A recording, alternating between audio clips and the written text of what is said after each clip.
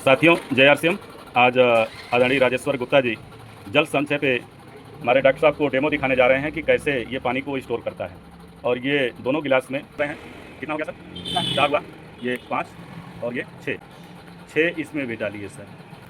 6, हाँ 6। ये देखिए, ये 4 हुआ, 5 ये 6 हुआ। एक बार दोनों गिलास को हिला के मिट्टी समतल कर लीजिए, देखिए लेवल दोनों का बराबर है कि नहीं, एक बार दिखाइए। हाँ हाँ, दोनों को बराबर कर लीजिए, बराबर देखिए, तो बराबर मकान है, ये कर रहे हैं, ये बस हो गया। अब बराबर करिए, थोड़ा सा हाथ उठा के दिखाइए, देखें हम लोग बराबर है कि नहीं। अब ये बराबर मात्रा में मिट्टी हो गई। अब इसमें ये समझ लीजिए कि आपका ये 2 खेत हो गया। एक खेत में हम ऐसे ही बुआई करते हैं, एक खेत में हम जल संचय डालते हैं, क्योंकि खेत तो यहाँ ला नहीं सकते, इसलिए गिलास को ही हमने खेत मान लिया है। तो 1 चम्मच जल संचय एक गिलास में मिलाइए सर। ये देखिए हमारा जल संचय है, जो 1 चम्मच जल संचय, हाँ जिस मात्रा में आप, हाँ 1 गिलास में डालिए, 1 गिलास में हाँ इसमें मिला दिया। और ये अब ये जुताई कर रहे हैं। इसको जो देने की विधि है वो जुताई के समय ही देना है, बुआई के समय नहीं देना है। अब ये समझ लीजिए मिला रहे हैं, तो इसका मतलब ये खेत की जुताई कर रहे हैं। अब ये जुताई हो गया, अब ये अच्छी तरह से जल संचय आपके मिट्टी में मिल गया है। अब इसमें बराबर मात्रा में हम पानी भरेंगे। हो गई जुताई सर? यस। अब इसमें पानी भरिए बराबर मात्रा में, जितना उसमें डाले हैं उतना इसमें दोनों में बराबर। इस गिलास को थोड़ा सा इस तरीके से रखिए ताकि दोनों दिखता रहे। अब ये देखिए, अब बराबर मात्रा में दोनों में पानी डालिए आप। ये हमारे डॉक्टर साहब हैं, ये रहने वाले हैं कुसाओं, लहंगपुर से, कुसाओं से, जौनपुर से। अच्छे किसान हैं और आज इनको सर को ये डेमो दिखा रहे हैं जल संचय के बारे में। डेमो देखने के बाद फिर डॉक्टर साहब की सोच क्या होगी वो हम इनसे जानेंगे। दोनों में बराबर मात्रा में ये सर पानी डाल रहे हैं। चलिए बस, अब उसमें भी डाल दीजिए उतना, बस बस बस बस। अब ये देखिए, जिस मिट्टी में जल संचय नहीं मिला है उसमें पानी कम है, और जिसमें जल संचय मिला है उसमें जो है कि पानी ज़्यादा है। सर एक बार आप उस गिलास को उठाइए जिसमें जल संचय नहीं मिला है। जी, ये है। आप ये देख रहे हैं जिसमें जल संचय नहीं मिला है उसका पानी तेज़ी से नीचे जा रहा है। कुछ समय के बाद देखेंगे वो पानी ज़मीन तक पहुंच जाएगा। अब मैं उस गिलास को दिखाना चाहूँगा। सर वो गिलास दिखाइए जिसमें आपने जल संचय मिलाया हुआ है। इसमें देखिए पानी एक बराबर एक लेवल में धीरे धीरे ज़मीन मिट्टी जो है पानी को अवशोषित कर रही है, और वो देखिए पूरा भी सूखा पड़ा है नीचे वाला पोर्शन। एक बार रख के वो वाला फिर दिखाइए सर जिसमें जल संचय नहीं मिला है। इसमें देखिए पूरा पानी नीचे तक पहुंच गया है, थोड़ा सा बचा हुआ है। एक बार चम्मच से इसको हिलाइए सर, ये चम्मच से हिला दिए, चम्मच से हिला दिए और रख दीजिए सर। अब ये देखिए, ये चम्मच से हिला के रख दिए। और जल संचय वाले को भी ज़रा मिलाइए सर, क्योंकि इंतज़ार करेंगे तो आधे घंटे लग जाएगा नीचे पानी जाने में। और अच्छे से मिला दीजिए। ये देखिए जल संचय वाला मिला रहे हैं, अभी कॉर्नर में रह गया, थोड़ा नीचे से और मिलाइए। और अब इसको रख दीजिए सर, नीचे रख दीजिए।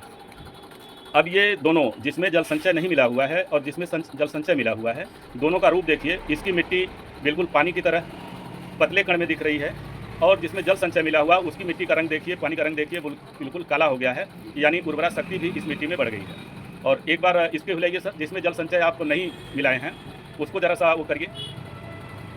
ये देखिए पूरा पानी की तरह बिल्कुल गीला है, क्योंकि ये कांच का गिलास है। अगर नीचे से छेद होता तो ये पानी सीधे नीचे आ जाता, पानी सीधे नीचे आता। इसका तात्पर्य होता है कि जो खेत में हम पानी देते हैं वो पानी हमारे खेत में कम समय तक रुकता है, और पानी रिस के या तो ज़मीन के अंदर सतह में चला जाता है या वाष्प होकर ऊपर उड़ जाता है, जिससे कि हमें बार बार सिंचाई करने की ज़रूरत पड़ती है। एक बार जिसमें आपने जल संचय दिया सर, उस गिलास को उठाइए, थोड़ा सा चलाइए मत उसको, उसे रखिए, छोड़िए, थोड़ा सा टेढ़ा करिए और टेढ़ा करिए। ये देख रहे हैं पूरी मिट्टी पानी को सोख लिया है। और इसमें थोड़ा सा पानी ज़्यादा हो गया था, नहीं तो गिलास से निकलता नहीं, कुछ देर के बाद चिपक जाएगा।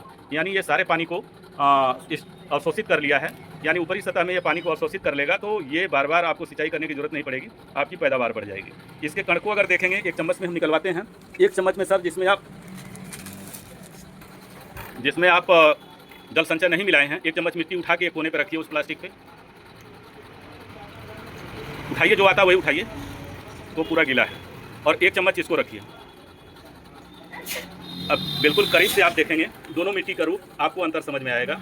ये आपका सफ़ेद में देखिए चम्मच पे कहाँ गिराया गया, फैल के कहाँ जा रहा है, लेकिन अपना जहाँ चम्मच से रखें वही है, यानी ये पानी को स्टोर कर रहा है और आपके फसल के पैदावार को भी 20% बढ़ाने की क्षमता रखता है। साथ में आपको कम सिंचाई करने की आवश्यकता पड़ेगी, जिससे कि आपकी बचत होगी और देश के लिए आप एक अच्छा उपहार दे पाएंगे जल संचय के रूप में, जी। और वाटर लेवल आने वाले समय में ये जो भाग रहा है नीचे वो ऊपर आएगा। इससे हम देश की बहुत बड़ी सेवा कर सकते हैं।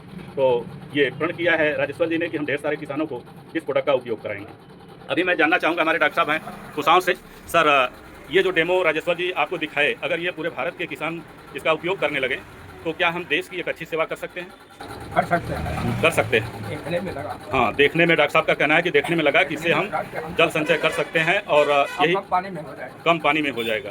और फसल पे दूध एक अंत बदल जाएंगे और आप लोग चाहते हैं वो कम कर। हाँ, इससे रासायनिक खादों से आपको बचाव मिलेगा। इसके साथ हरित संजीवनी का अगर उपयोग करते हैं तो 4 से 5 सीजन जाते जाते आपको रासायनिक खादों का उपयोग खेतों में नहीं करना होगा, और ये जैविक चीज़ों से आप अपने अन्न को शुद्ध बना सकते हैं। शुद्धता का मतलब है कि अभी भोजन में जो अन्न में हमें जो हानिकारक तत्व मिलते हैं वो सारे चीज़ इसमें नहीं रहेंगे, तो हम पूरे भारत को स्वस्थ भी बना सकते हैं और अपनी मिट्टी को भी स्वस्थ बना सकते हैं, हम अपने देश को बचा सकते हैं। धन्यवाद। जय आर सी एम।